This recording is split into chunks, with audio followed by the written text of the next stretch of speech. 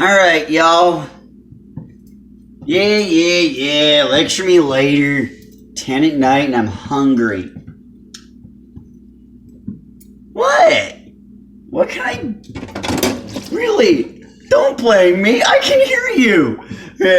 Typing on that keyboard already. You can't say you're not guilty of it as well. Although I have a valid reason.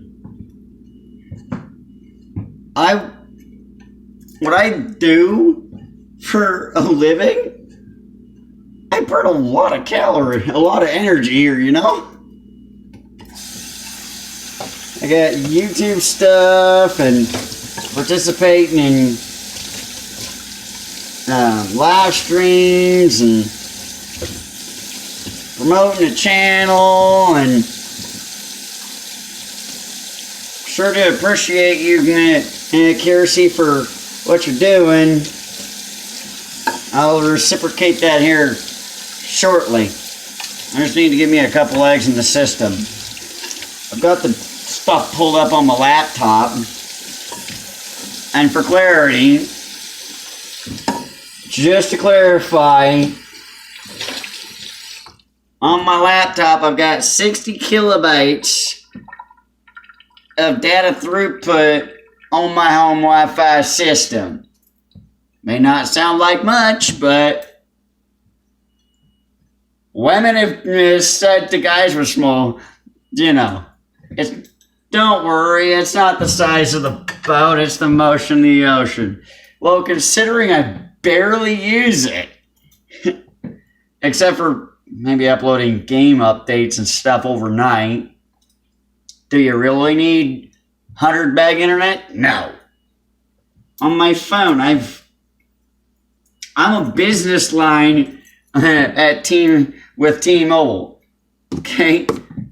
At T-Mobile, I have a business account as a customer, okay? For the record, I'm not gonna talk down on other companies. I'm just gonna tell you like it is. 17 megabytes for the first 17 gigs, then 17 kilobytes for Verizon in this area. For AT&T/OTR, you're looking at about 60 to 80 megs in this area. T-Mobile, you're looking around... Oh, I cringe at this thought, but it's true.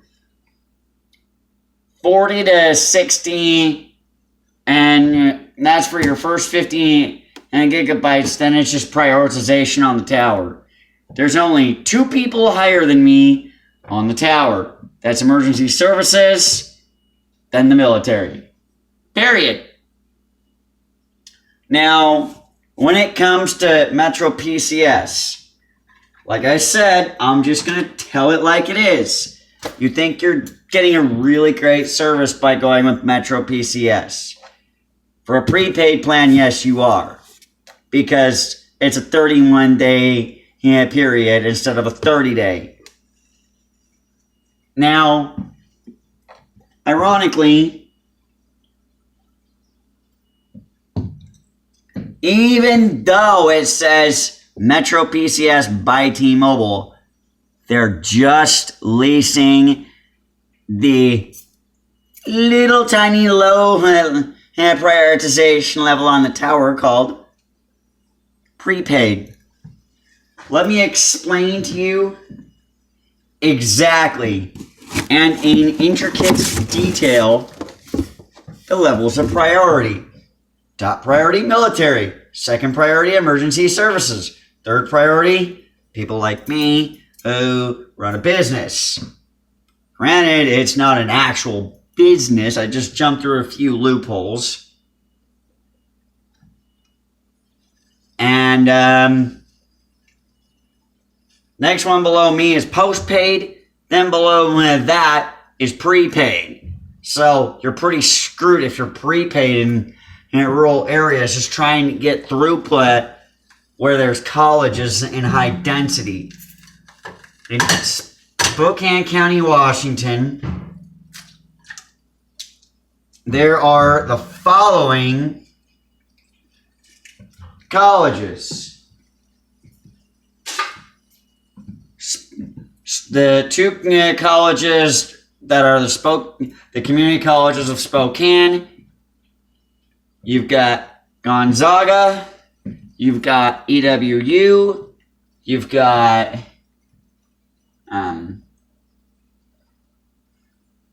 UW. You've got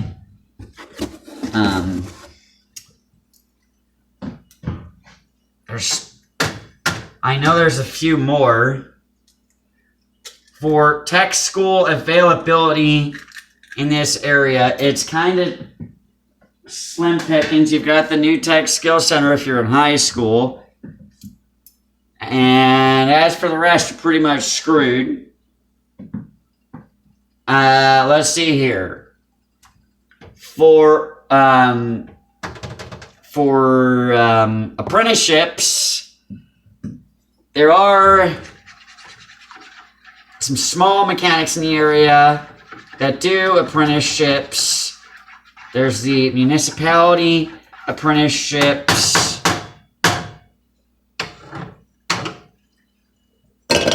And as it relates to construction,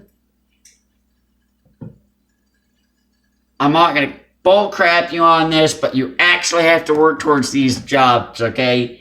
It's not just throw your application and get hired, okay? It's not minimum wage job as an apprenticeship. It's above that because you're actually improving yourself. Let me explain the issue with minimum wage workers. You get on the company as the lowest of the low-paid individual. And we'll tell you a little anecdote here before we get into this subject. Common phrase that I've heard from potential new hires when I was working for Napa. Not going to state which location, but they're scammers. Anyways, not saying that all Napas are bad, it's just a lot of them are. Alright, so, lady walks in. Store manager's over down cleaning shelves. He's a little short guy. We're talking like any shorter and he'd legally be a midget. Don't get your panties in a wad about me saying midget, because short person or little person is really confusing. That can be a child, that can be a North Korean, that can be a Chinese, that can be a South Korean, let's see here, a Filipino. Let's just call it what it is here, okay?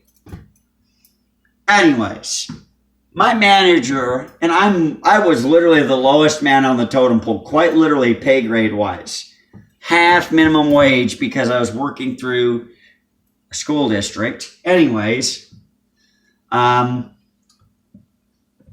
this woman who had applied for a min wage job, we're talking cashier here, okay?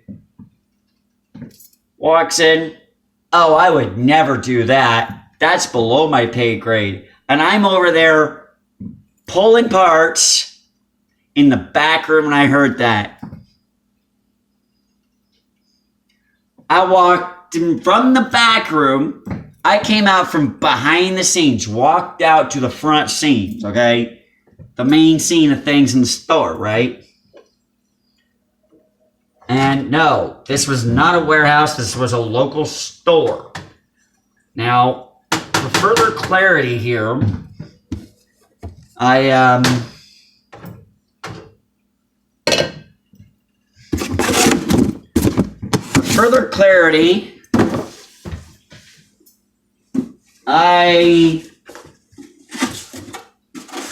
was running my own under-the-table businesses. I had lawn mowing, I had snow removal, and quite a few other things going on, okay?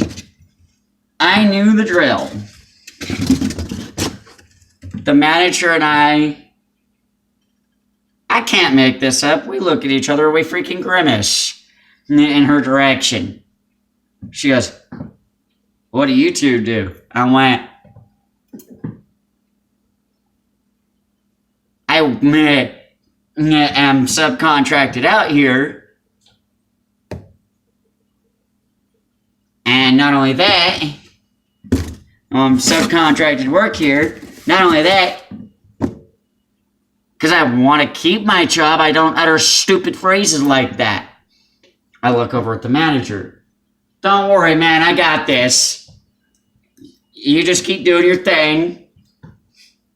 I looked at her, I go, that gentleman down there, that's the manager. The one you just said you would never do his job. He's the highest paid employee in the... He's the highest paid person in the store. And you said you wouldn't do my job, apparently, because I walked out with a product to restock the shelves, and I heard you tell me you'd never do this job. Which technically, if it weren't a subcontracted out position through a public school system, I guarantee you I would have, and if the company would have been a true right fit for me, I'd have signed on to transition over to them as a full employee. However, I caught on to their scams because I'm an honest mechanic. That's what I have done for a long time. I've had numerous mechanics tell me I was full of crap, yet my customer said, no, my old mechanic's full of crap. I didn't scam. My old mechanic was scamming me and explained to me that I was treating him right by educating him about the rhyme and the reason. Now, on my Heavy Duty Fab and Tech channel, please drop some comments down there. It's Fab and Tech for hauling, towing, and recovery. There's pretty nice videos out there.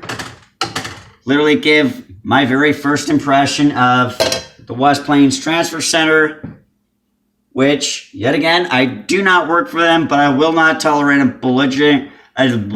very loud, belligerent passenger where the bus driver has already given him a warning. In my book, you get one warning, and then I eject you. I prefer to not do it hands-on. Most passengers are very compliant. But you know what? I'll for darn sure take the safety, and I'll take the safety, and I'll take the professionalism seriously when I'm riding the bus. That's my main mode of transportation. All right? I'm not going to be on their bad side, as in the drivers. There's a lot of drivers that know me by first name. In fact, a lot of them are even happy to see me. I know more drivers on the bus system than a dog could shake a bone at. I'm just stating a fact here, okay? Now, I don't even know what my original topic was anymore. But my point being that, oh, right. Yeah. I burn a lot of calories because I burn a lot of energy because I do stuff. My protein supplement, aka eggs. It's what we used on the farm to supplement our hogs when they were falling really behind in muscle mass. And we're getting too much fat on them. A good farmer will have a very high quality diet that is very well digestible by their animals.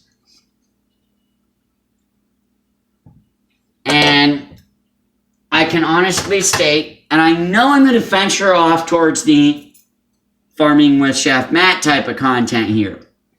But that's my goal here. I want to pull all these channels together and intertwine them. Now, people can tell me, oh, you don't know what you're doing, blah, blah, blah, blah, blah. I make a lot of people really happy with my brain. I'm good at it. Now, I'm going to tell a little story about what happened today. I'm standing there at the darn bus stop because I just grabbed lunch and didn't want to cook, and I didn't feel like cooking. So I went, got a bite to eat. Getting ready to get on the bus. And I walk in. I don't even want to. I utter the words. I don't even want to know how much he paid for those $3 shoes. And this idiot teen, this idiot starts cussing at me like commas are punctuation. Sentences need punctuation, not more words. That's another reason as to what makes a minimum wage worker only minimum wage. If you would like a real career, don't go after the lowest paid position at all. Go after something a little above that, like an apprenticeship or something.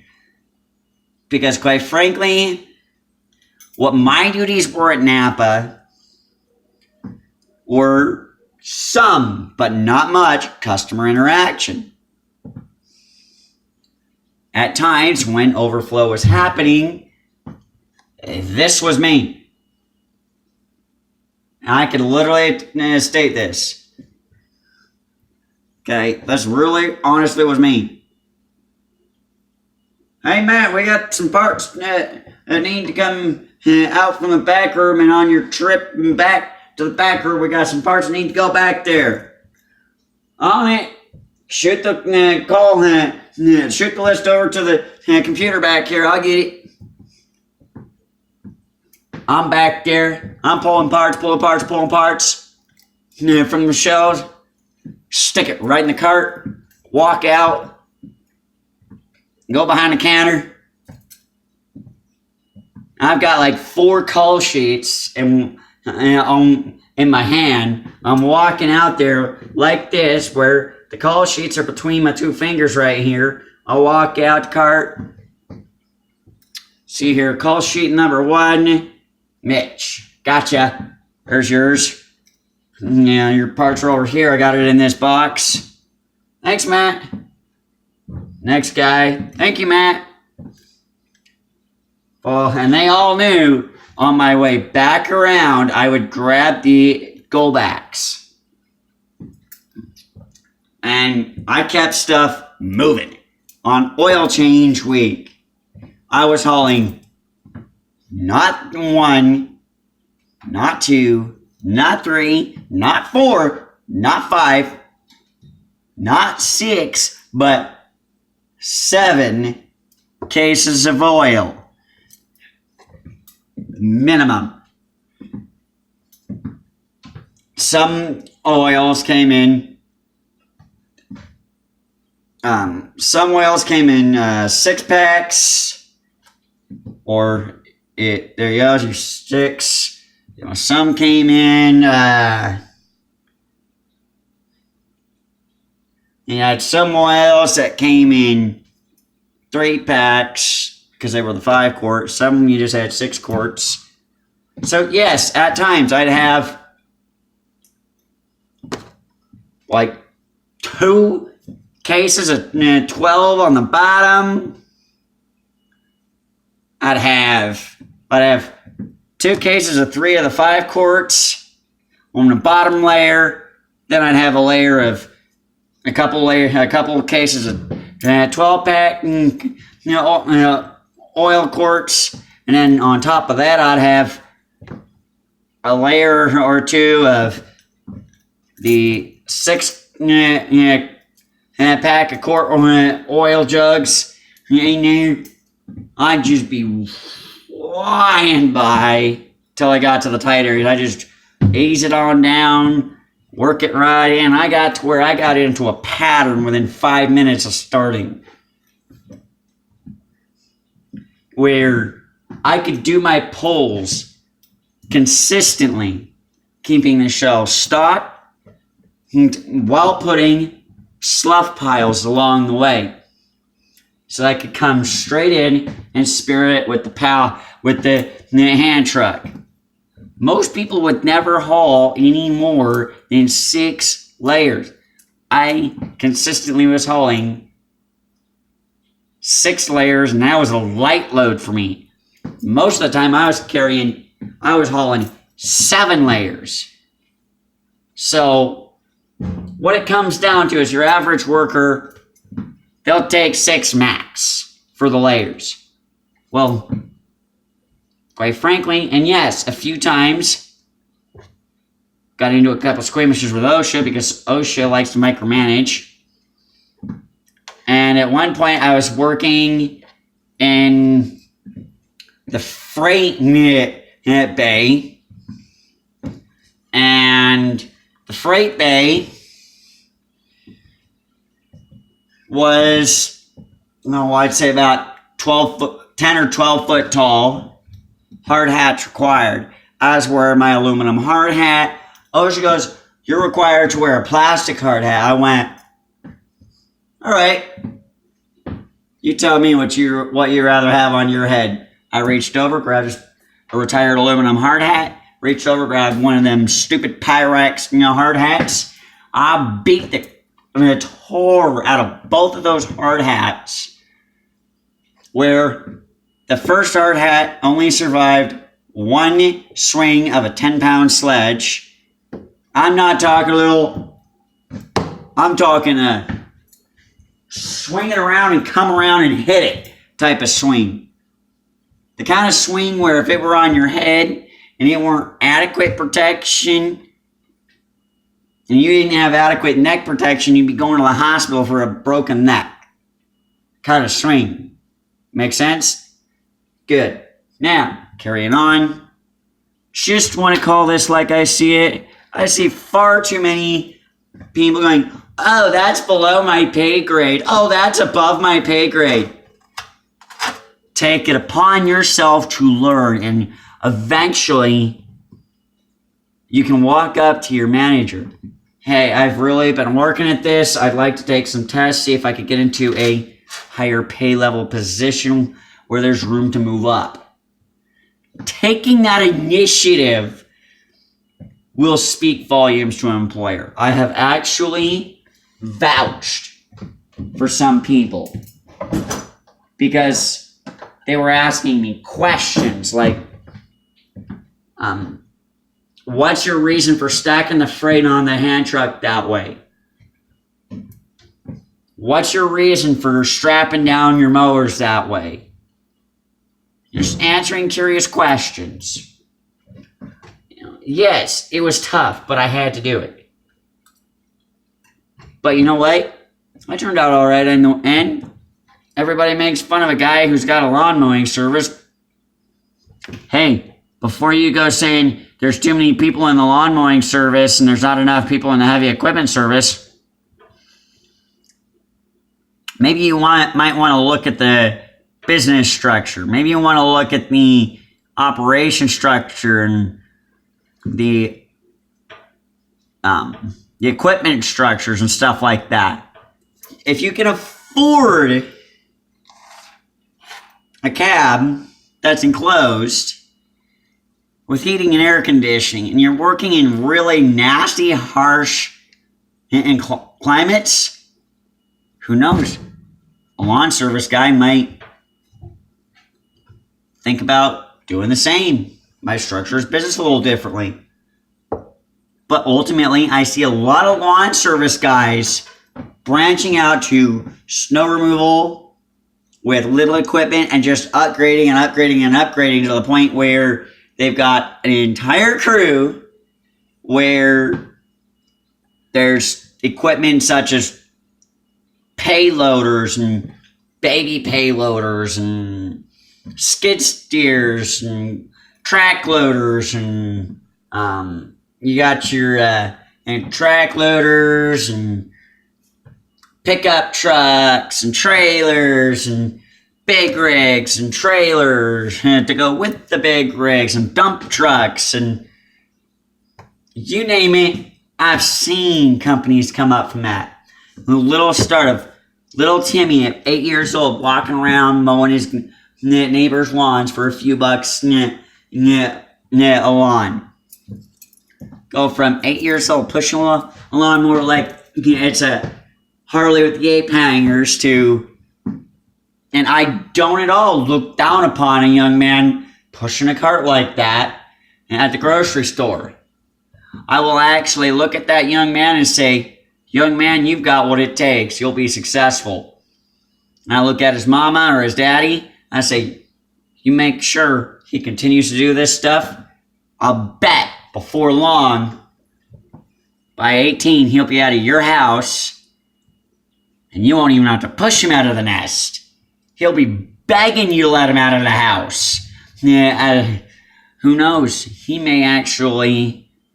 or she may actually be able to move into their own apartment at 16. Who knows? Or they may be able to buy their own house by 18. Who knows? It's all about that. Thank you all for watching. I sure do appreciate y'all. And on Fab and Tech for hauling, towing, and recovery, let me know your thoughts on a 2-person video podcast, and what your thoughts on me creating an app for creating a lot of connectivity with people who are in the categories of which I'm speaking in general. Also, I didn't make it to chef position by sitting on my butt. I gave myself that title because I do my own cooking. I show you all my recipes. I show you stuff that in general make you good and healthy by following my good rules. For example, I got brown rice here. I ditched white rice. I got lentils. I got brown rice, I got split peas, I got green peas, I got pinto beans, I got some black beans that are put up right now because I haven't cracked into that particular package yet. And Prep Cook, send some stuff my way. I sure do appreciate you sending the stuff my way. Everybody go on over to Prep Cook channel and give her a warm welcome and a big thank you. We're going to be working on getting her first video uploaded. And she's kind of doing that one as a collab video with me. We're going to get another one recorded with her camera gear and my camera gear. Do a collab video on mechanics for my Fab and Tech channel. A little bit of collab video for cooking. It's kind of come together. It'll happen. Just please give her a warm welcome and be safe out there because I'm hungry. And I want my food to make it into the grocery store safe and intact. They're trucking professionals. Y'all have a good one.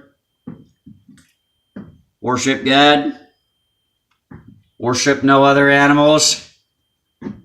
Don't take the Lord's name in vain. Take one day off a week. Honor thy father and thy mother. And let's see here. What else? Do not kill anyone. 7 is don't do anything that requires the removal of your wedding ring unless you're in a machine shop. That's kind of safety requirement. But other than that,